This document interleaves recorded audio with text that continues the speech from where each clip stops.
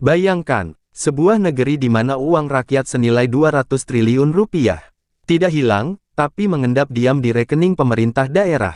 Tidak bergerak, tidak digunakan, sementara rakyatnya berjuang dalam kesulitan. Ada yang menikmati diamnya dana itu di balik meja kekuasaan. Namun, satu nama berdiri menantang arus. Purbaya, seorang tokoh yang berani membuka mulut ketika semua memilih bungkam. Dan sejak hari itu, ia bukan hanya melawan sistem, tapi juga seluruh kekuatan yang berusaha menutupi kebenaran. Inilah kisah nyata tentang keberanian, pengkhianatan, dan rahasia besar yang mengguncang dunia politik Indonesia. Purbaya ungkap fakta mengejutkan, dana 200 triliun mengendap, KDM langsung bereaksi. Sebuah kisah tentang kebenaran, yang tak bisa dibungkam. Langit Jakarta sore itu berwarna kelabu. Di gedung tinggi tempat rapat koordinasi ekonomi nasional digelar, suasana tampak tegang. Di antara deretan pejabat yang sibuk membuka berkas dan menatap layar proyektor, duduklah Purbaya, sosok muda yang dikenal tenang namun tajam. Matanya menatap angka-angka di layar besar dengan dahi berkerut. Ada sesuatu yang tak wajar. Laporan anggaran menunjukkan alokasi dana daerah mencapai ratusan triliun, namun serapan di lapangan tidak sebanding. Ia menuliskan satu catatan kecil di kertasnya, kemana uang ini sebenarnya pergi. Beberapa menit kemudian, seorang pejabat senior menyinggung capaian ekonomi yang stabil dan terkendali. Ruangan bergema oleh tepuk tangan formal, namun Purbaya tetap diam. Dalam benaknya, kata stabil terasa seperti ilusi. Data yang baru saja ia lihat menandakan kebekuan yang berbahaya, uang rakyat yang seharusnya menggerakkan pembangunan justru membeku di rekening-rekening daerah, tak tersentuh. Hatinya berdesir oleh rasa curiga yang sulit ditepis. Ia tahu, angka tak pernah berbohong, tapi manusia bisa. Setelah rapat usai, Purbaya melangkah keluar dari ruang konferensi dengan langkah berat. Angin sore Jakarta menerpa wajahnya, membawa aroma hujan dan debu kota. Ia membuka laptopnya di kafe seberang gedung, memeriksa ulang data keuangan daerah satu per satu. Di layar terlihat pola aneh, saldo kas daerah yang terus meningkat tanpa realisasi proyek. Semakin dalam ia menggali, semakin besar angka yang muncul, 200 triliun rupiah. Ia menatap layar itu lama, napasnya berat. Ini tidak masuk akal, gumamnya pelan. Malam itu, di ruang kerja sederhana di apartemennya, Purbaya menulis laporan pribadi. Ia menuliskan dugaan awal bahwa ada dana publik yang mengendap tanpa penjelasan logis. Laporan itu ia simpan dengan kode 200T. Dalam kesunyian malam, ia tahu langkahnya akan membawa risiko. Tapi nuraninya tak bisa diam. Ia teringat wajah-wajah rakyat di desa, jalan rusak, sekolah reyot, harga pangan naik, sementara uang mereka tertahan di tempat yang tak seharusnya. Keesokan harinya, berita singkat beredar di media alternatif. Analis ekonomi ungkap anomali dana daerah, ada ratusan triliun tak terserap. Nama Purbaya tiba-tiba mencuat. Teleponnya berdering tanpa henti, dan dalam hitungan jam, ia menjadi topik hangat nasional. Namun di balik sorotan itu, jauh di balik layar, beberapa pejabat mulai resah. Salah satunya, KDM, sosok yang dikenal berpengaruh di lingkar kebijakan ekonomi, menatap layar berita dengan rahang mengeras. Ia tahu, badai baru saja dimulai. Hujan mengguyur ibu kota tanpa henti malam itu. Di dalam ruang kerjanya yang temaram, Purbaya menatap layar komputer yang kini menampilkan data-data keuangan dari berbagai daerah. File demi file ia buka, angka demi angka ia teliti. Namun sesuatu aneh terjadi, beberapa berkas yang sebelumnya bisa diakses kini hilang dari sistem. Pesan error muncul di layar, file not found. Jantungnya berdegup cepat. Ia tahu, seseorang sedang berusaha menutup jejak. Purbaya segera menghubungi seorang kenalannya di Direktorat Keuangan Daerah, seorang pegawai muda yang dikenal jujur tapi takut bersuara. Melalui sambungan terenkripsi, suara itu terdengar gemetar. Mas Purbaya, hati-hati. Ada tekanan dari atas. Beberapa data dihapus dari server pusat. Tapi saya sempat salin sebagian.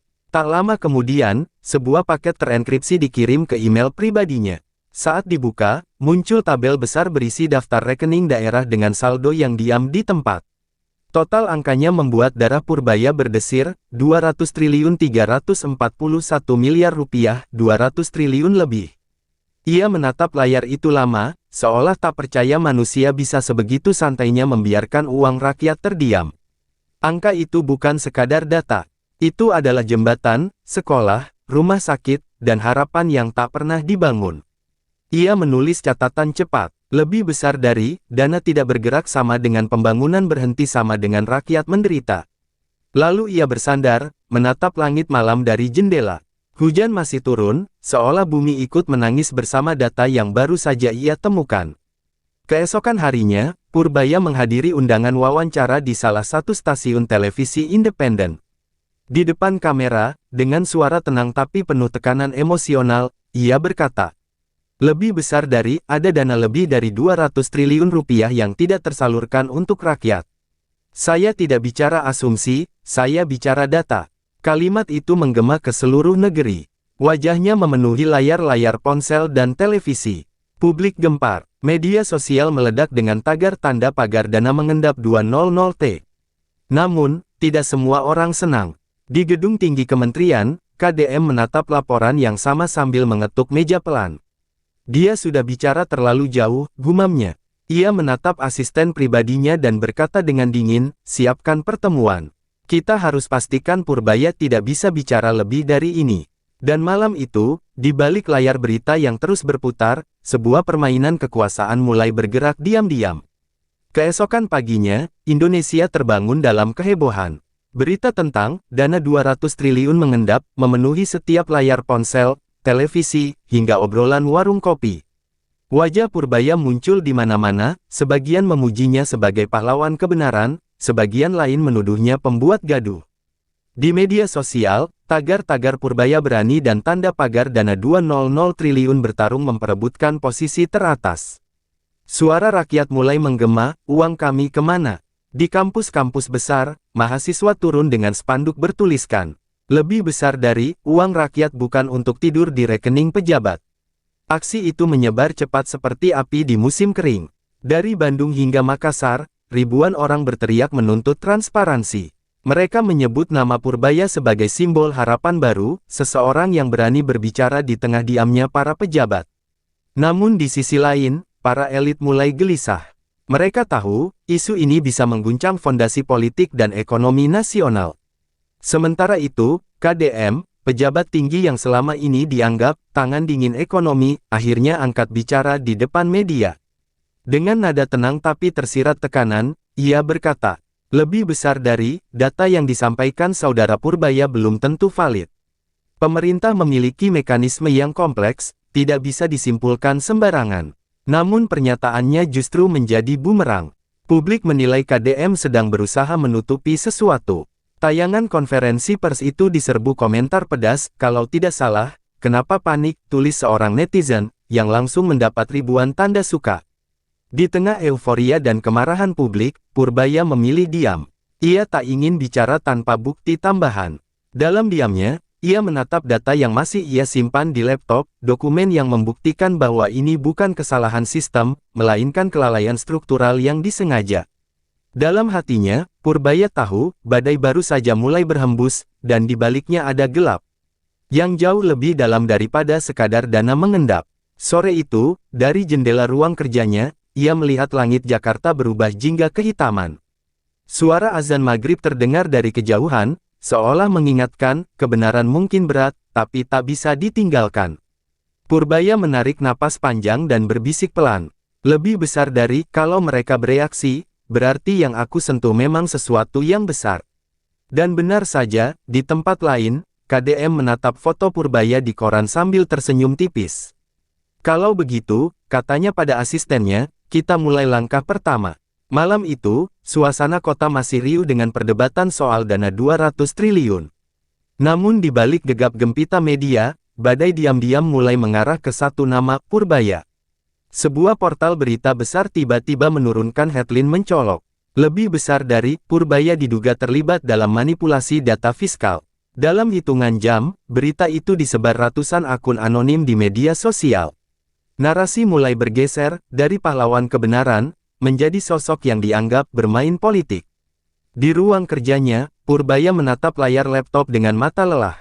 Ia membaca berita-berita itu satu persatu, melihat bagaimana potongan wawancaranya dipelintir, suaranya dipotong, dan niat baiknya dibungkus dengan tuduhan busuk.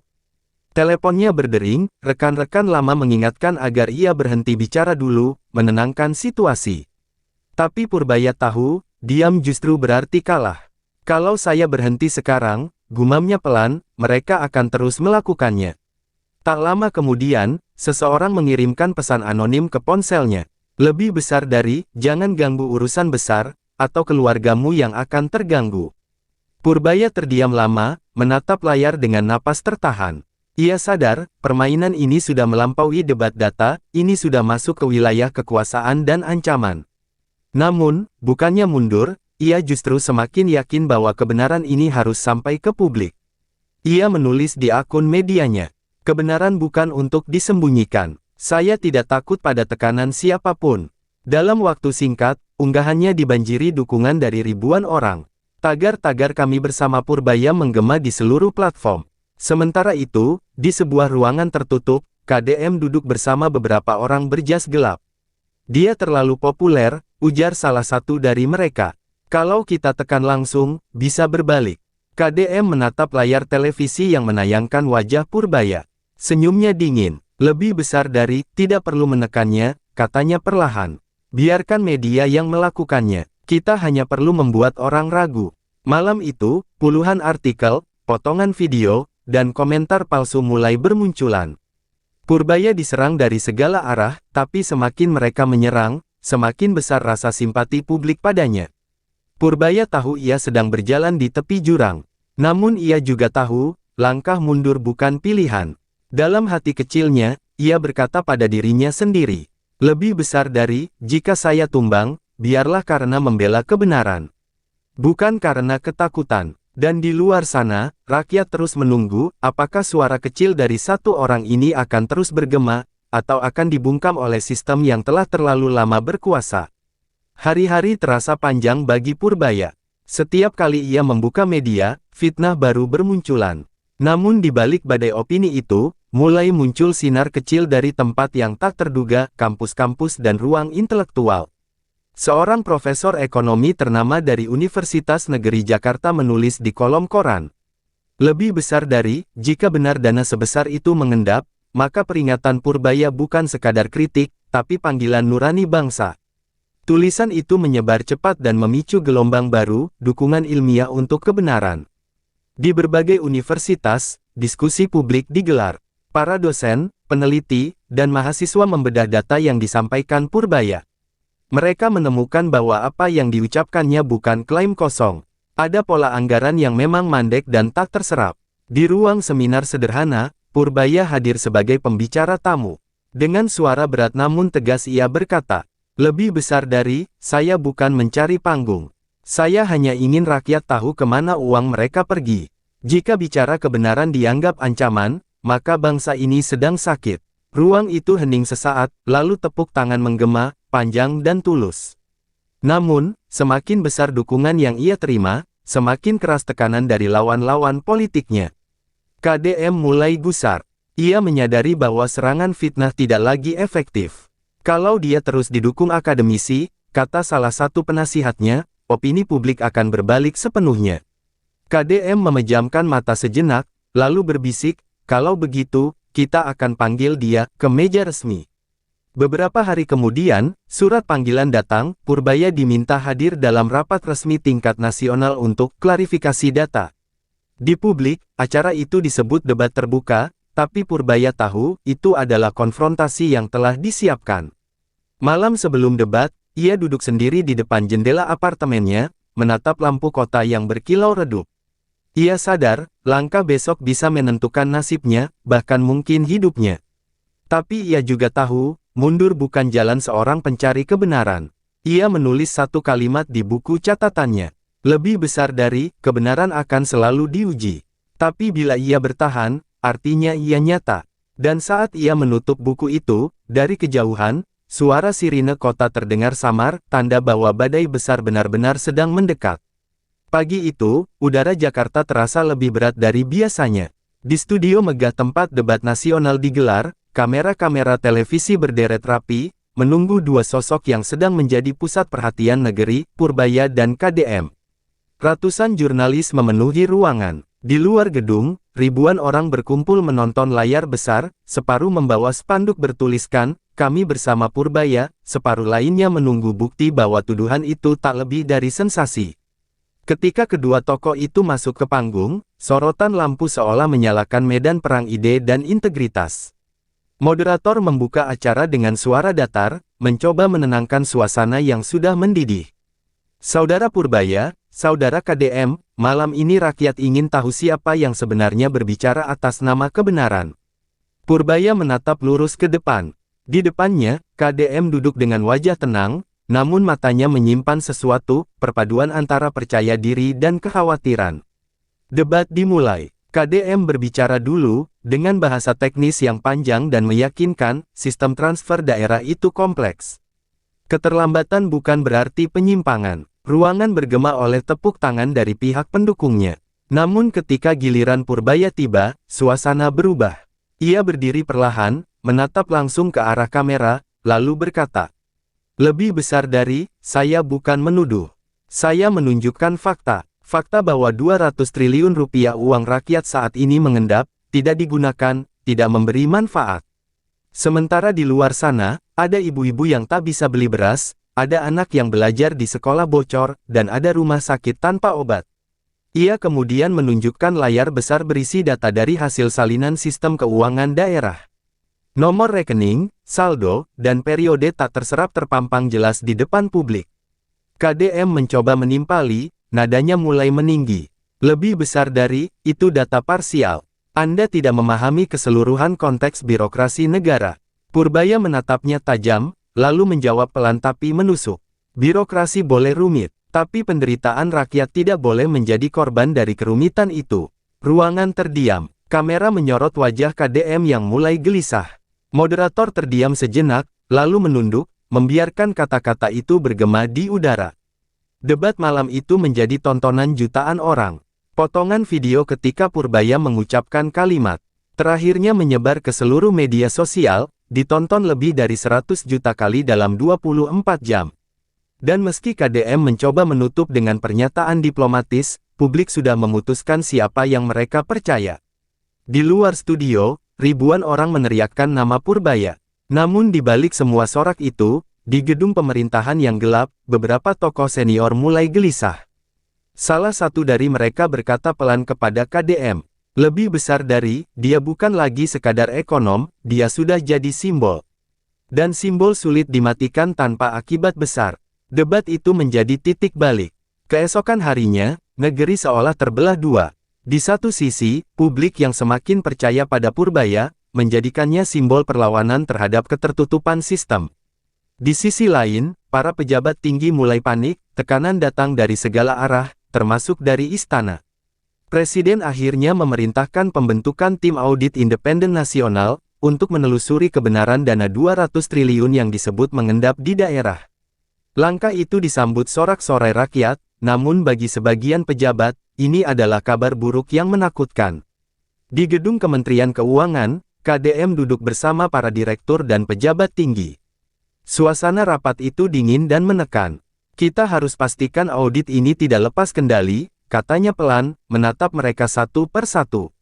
Salah satu direktur mencoba menenangkan, "Kita bisa kontrol narasinya, Pak. Publik mudah lupa." Tapi KDM tahu kali ini berbeda. Rakyat sudah melihat data, mendengar suara Purbaya, dan mulai berpikir. Dalam hati kecilnya, ada ketakutan yang tak bisa ia tunjukkan, ketakutan bahwa sistem yang ia bangun selama bertahun-tahun mulai retak dari dalam. Sementara itu, Purbaya menghadiri undangan resmi dari tim audit di kantor BPK. Ia datang tanpa pengacara, hanya membawa satu tas kecil berisi dokumen dan laptop. Ketua tim audit, seorang auditor senior yang terkenal lurus, menyambutnya dengan hormat. "Lebih besar dari, terima kasih sudah berani membuka ini, Pak Purbaya. Kami sudah periksa sebagian data Anda. Hasil awal, mencengangkan." Purbaya mengangguk pelan. "Saya hanya ingin kebenaran muncul, apapun risikonya." Ia tahu, kata-katanya direkam, setiap geraknya diawasi. Tapi di saat yang sama, ia tahu sejarah sedang menulis dirinya di halaman yang tak bisa dihapus. 2 minggu berlalu, tim audit mengumumkan hasil sementara. Lebih besar dari, ditemukan indikasi dana lebih dari 200 triliun rupiah mengendap di rekening pemerintah daerah, tanpa kejelasan penyerapan dan pelaporan penggunaan. Pernyataan itu mengguncang negeri. Media besar akhirnya tidak bisa lagi diam.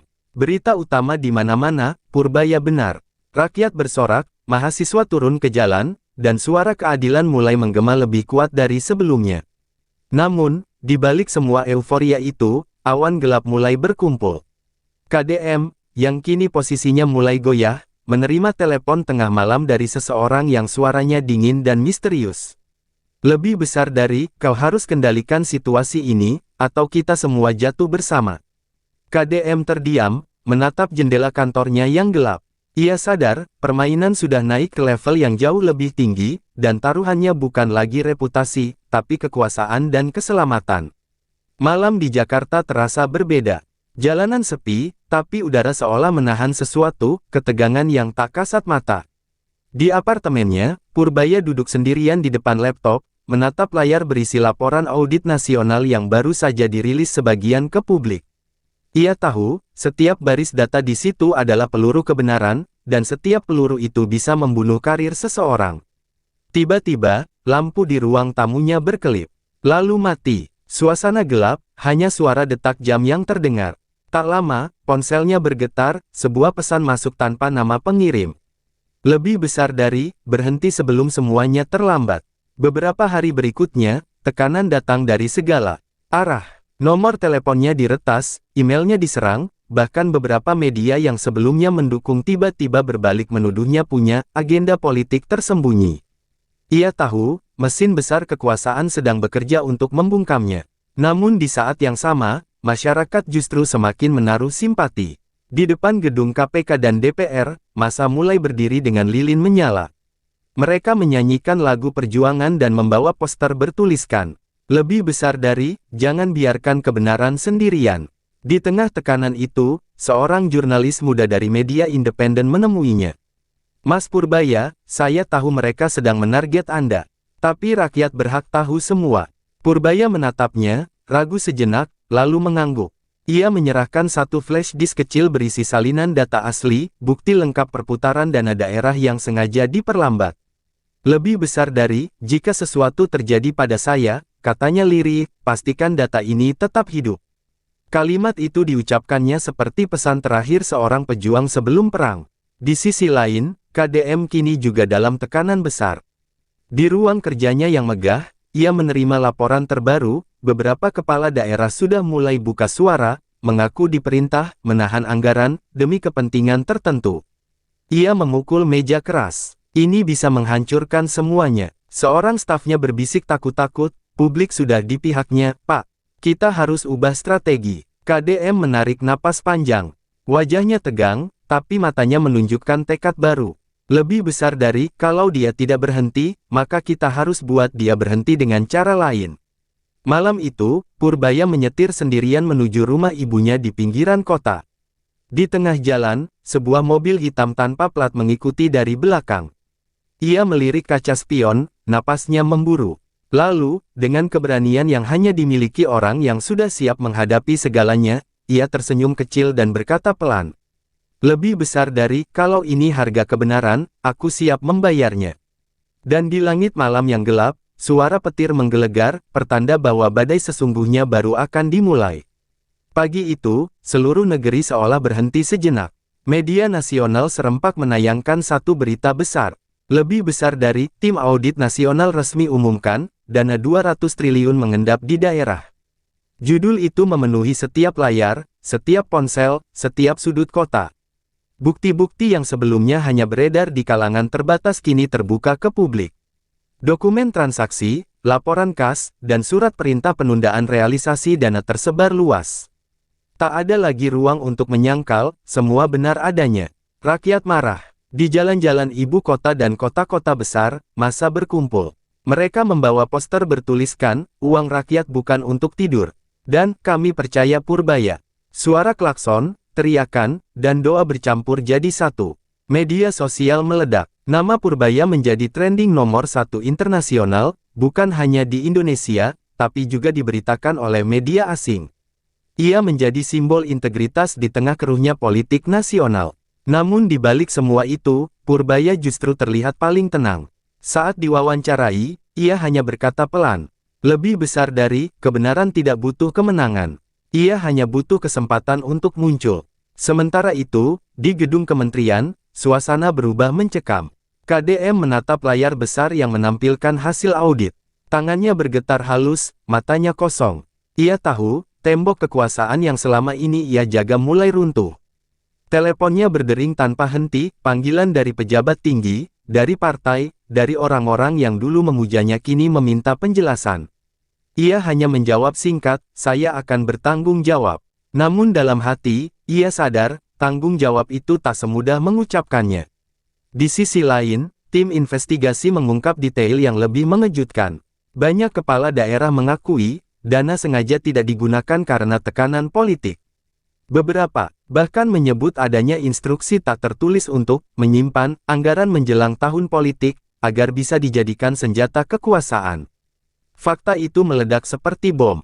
Rakyat yang awalnya hanya marah kini berubah menjadi gerakan moral nasional. Mereka turun ke jalan dengan seruan, "Lebih besar dari reformasi fiskal sekarang juga." Di malam hari, Purbaya berdiri di balkon kecil apartemennya, menatap lautan manusia di bawah. Cahaya lilin memenuhi jalanan. Ia meneteskan air mata, bukan karena takut, tapi karena haru. Ia berbisik pada dirinya sendiri. Lebih besar dari, akhirnya, bukan aku yang berbicara, tapi kebenaran itu sendiri. Dan di balik kerumunan itu, entah dari mana, suara seseorang berkata lirih. "Perang ini belum selesai, Purbaya. Kau baru saja menyalakan apinya." Angin malam berhembus pelan, membawa tanda bahwa gelombang berikutnya akan lebih besar. Setelah berhari-hari bungkam, akhirnya KDM muncul di depan kamera nasional. Siaran itu ditayangkan langsung di seluruh negeri, wajahnya tampak letih, namun sorot matanya masih berusaha tenang. Di balik jas abu-abu elegan dan senyum yang dipaksakan, tampak jelas kegelisahan yang berusaha ia sembunyikan.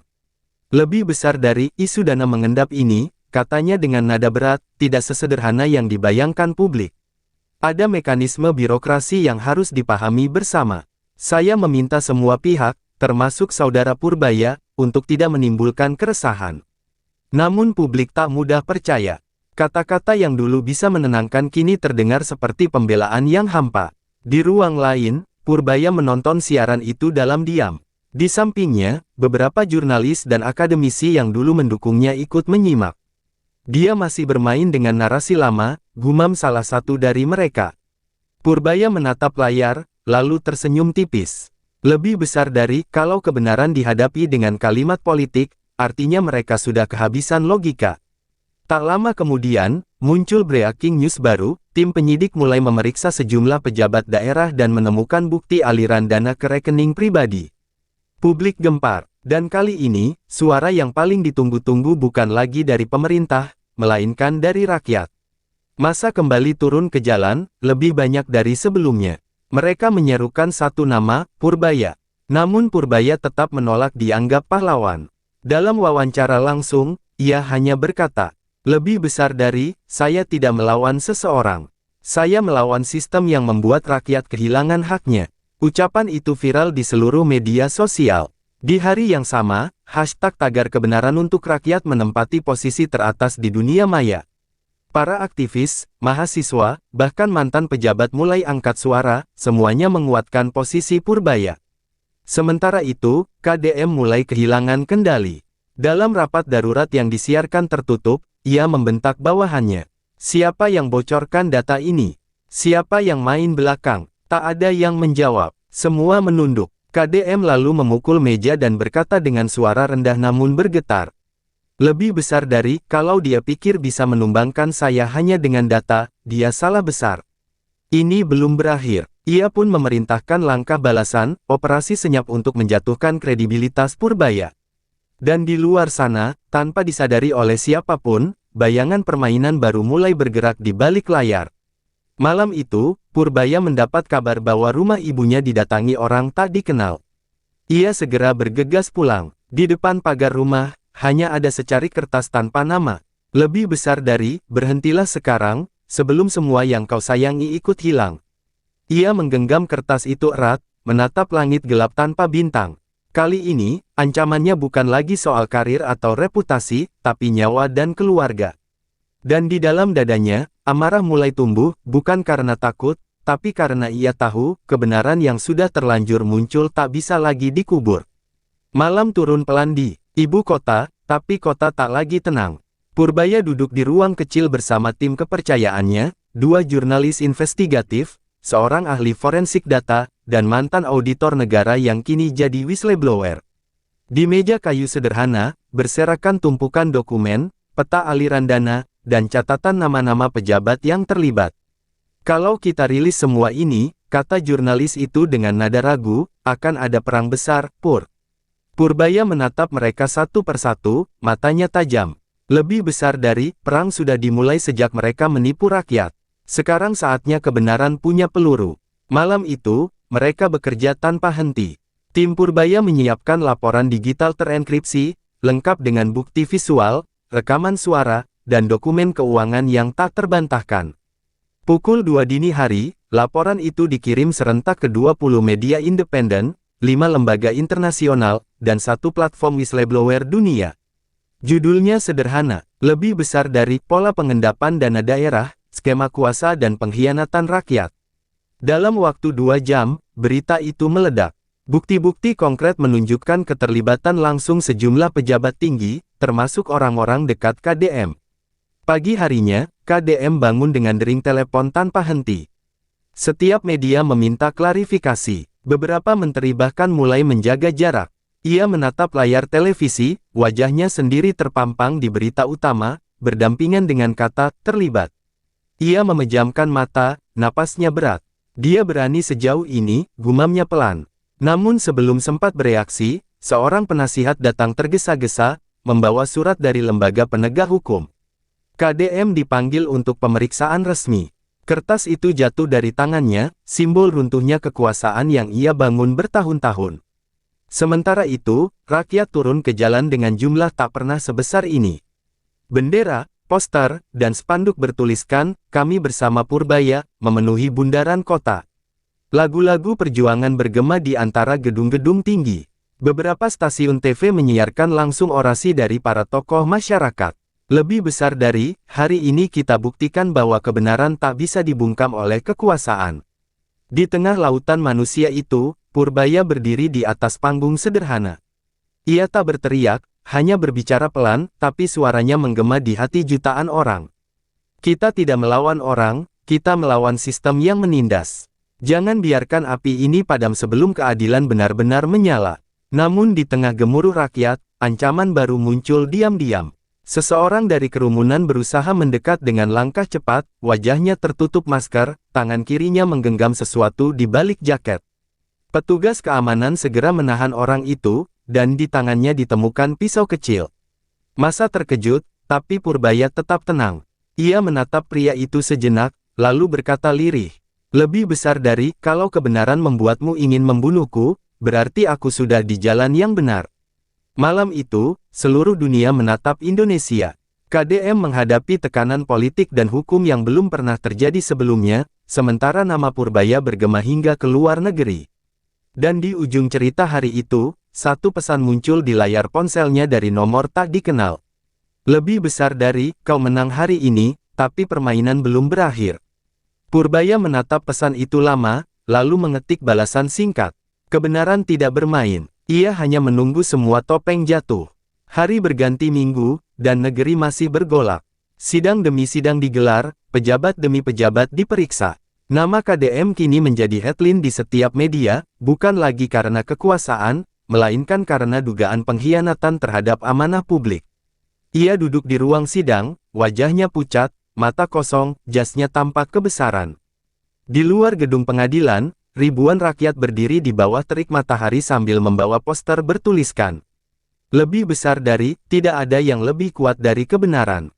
Dan di tengah mereka, berdiri Purbaya, tanpa pengawal, tanpa jas mewah, hanya dengan kemeja putih dan wajah yang lelah, namun teguh. Media internasional memuji keberaniannya. Lembaga-lembaga dunia menjadikannya contoh perjuangan melawan korupsi struktural. Namun di balik semua sorotan, Purbaya tetap merasa hampa. Ia tidak pernah mencari panggung, apalagi gelar pahlawan. Yang ia inginkan hanyalah satu, agar rakyat tidak lagi dibohongi oleh sistem. Dalam wawancara terakhirnya, ia berkata dengan nada tenang namun menusuk. Lebih besar dari kemenangan sejati bukan saat lawan tumbang, tapi saat bangsa ini berani bercermin tanpa takut pada wajahnya sendiri. Beberapa bulan kemudian, undang-undang baru tentang transparansi fiskal disahkan. Dana daerah kini wajib diumumkan secara real-time kepada publik. Birokrasi dipaksa berbenah, dan rakyat mulai belajar memantau anggaran dengan mata mereka sendiri. Nama Purbaya diabadikan dalam seminar, diskusi, dan buku-buku ekonomi politik. Namun ia sendiri memilih menjauh dari sorotan. Ia kembali ke desa kecil tempat ia lahir, mengajar anak-anak tentang kejujuran dan makna keberanian. Suatu sore, ia berjalan di tepi sawah, ditemani angin lembut dan langit jingga. Seorang bocah kecil bertanya polos, "Lebih besar dari Om Purbaya, kenapa Om melawan orang besar?" Ia tersenyum, menatap jauh ke cakrawala. Karena kalau tidak ada yang berani bicara, kebenaran akan mati pelan-pelan. Bocah itu mengangguk, lalu berlari sambil tertawa, membawa semangat baru ke masa depan yang lebih bersih. Dan ketika matahari tenggelam perlahan di ufuk barat, Purbaya menatap langit dan berbisik. Lebih besar dari kebenaran memang tidak bisa dimenangkan, tapi ia juga tidak bisa dikalahkan. Langit senja menjadi saksi bahwa perjuangan ini belum berakhir, hanya berubah bentuk. Karena selama masih ada orang yang berani bicara jujur di tengah kebohongan, api itu tak akan pernah padam. Dan begitulah akhir dari perjalanan seorang Purbaya. Satu suara di tengah ribuan yang memilih diam. Ia tidak memiliki kekuasaan, tidak punya pangkat, hanya keberanian untuk berkata jujur. Ketika dunia menertawakan kebenaran, kini, dana yang dulu tersembunyi mulai terbuka. Rakyat mulai sadar, bahwa kekuatan sejati bukan di tangan pejabat, tapi di tangan mereka yang berani bertanya. Dan selama masih ada orang yang berani berkata tidak, selama masih ada hati yang memilih jujur meski berisiko, api kebenaran itu tak akan pernah padam. Kalau kamu percaya bahwa kejujuran masih punya tempat di negeri ini, dukung terus perjuangan seperti kisah ini. Jangan lupa untuk like sebagai bentuk dukungan. Tinggalkan komentar tentang pendapatmu soal kasus ini. Dan tekan tombol subscribe agar kamu tidak ketinggalan kisah berikutnya. Tentang politik, ekonomi, dan perjuangan rakyat untuk kebenaran. Saya hanya ingin kamu ingat satu hal. Kebenaran tidak butuh izin untuk bersinar. Sampai jumpa di kisah berikutnya. Di channel Purbaya CARGON.